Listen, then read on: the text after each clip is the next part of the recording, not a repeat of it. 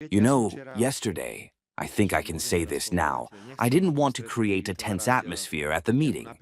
Although I could have reacted harder to some things, I told Mr. Zelensky what I needed to say between the four eyes. And I wanted us to give the public an image that there is interest in good neighborly relations, which there is. But there are things where, if it repeats itself, we will protest very strongly. For example, we didn't understand the topic of attacks on the labor infrastructure in the territory of the Russian Federation. Mr. Zelensky said repeatedly that if Russia attacks the energy infrastructure in Ukraine, it has the right to attack the energy infrastructure in Russia. And I answer, but it harms us. You can't protect your own national interests by harming others. Have you found an agreement or not? No, it's simply evident that Ukraine, in the course of the war, did not care about the interests of other states. What I read, for example, by the leaders of the European Union, that they were not in China at the celebrations of the 80th anniversary. There was an incredible opportunity to talk. If we don't talk to each other and we're going to shove our heads in the sand, we're just deepening the crisis.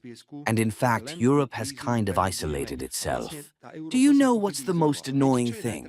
That the chairman of the sovereign government should explain why he is going to China. Have you all gone mad? China is one of the countries that is becoming a world leader. And let's all be happy that China has its own policy, which is peaceful. I believe you all heard the statements that were made during the 80th anniversary. We must respect China as a country, which has proven impossible. You know, everyone is bragging about our country as a country where only one political party works, and I don't know what else. So let's compare. We have the democratic system, which we are all looking forward to. We think we are the best in the world when we can complain, when everyone says what they want, when there is no authority. The economy is declining. We have huge political scandals and crises in every other country. Political systems are falling apart. But we are bragging to China that China is like this or like that. When I met President Putin, we talked about bilateral cooperation between Slovakia and Russia. Again, yesterday I said it openly. You have heard it 100 times from me. Regardless of who thinks what about Russia, we think that the ties with the Russian Federation need to be standardized. Just like there is an iron curtain between Europe and the Russian Federation. So we have a constructive approach to the Russian Federation, and we want things to start as soon as possible. And let's be honest, Mr. Editor, you think that Western companies left everything behind in Russia.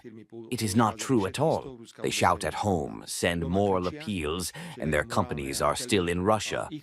You think that the West does not take LNG from Russia, because Russia is the second largest producer of LNG in Europe. You know, morality is one thing, moral appeals, but hard business is another thing. What is Slovak diplomacy's position within the EU today? Very sovereign. You would be very surprised, because this is not the only case when I speak sovereignly. You remember the obligatory quotas. You remember many other things. When nuclear power plants were almost forbidden, we decided to build the third and fourth block in Mochovce. I have no concerns at all about Slovak diplomacy and Slovak Republic within the EU. I am concerned about the EU. Mr. Editor, what did we think when we isolate ourselves and do not go to the celebrations in China? That we will disable the Chinese celebrations.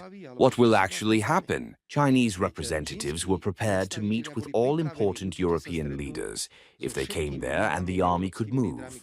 The EU thinks that it is the most beautiful, the wisest, and is in love with itself.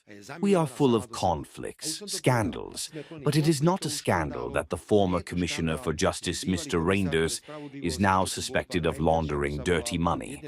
It is a bit too much sometimes. Consider that today China is very important when it comes to so-called valuable land and inedible resources that the automobile industry needs. Of course, when China sees how someone behaves, it has a feeling that the export permits need to be extended and so on. I opened it, and immediately we were told that there would be no obstacles when it comes to export permits for the products we need for the automobile industry. You claimed, Mr. Premier, perhaps as one of the first, that Ukraine will not be a member of NATO. Today it is a reality. Other security guarantees are being sought. You also clarified this question with Volodymyr Zelensky. I told him that we talked about the fact that Ukraine should not be a member of NATO. We talked about it because we believed from the very beginning that if Ukraine is not in NATO, it is the first precondition for the end of the military conflict.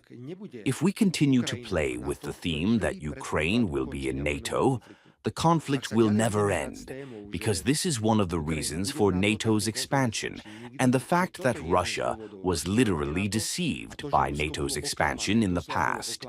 I am happy that security guarantees are being sought. But let's not forget that Ukraine's security guarantees should also be sought for Russia's security guarantees. There should be one package. We can't just create one side, for example, Russia or Ukraine.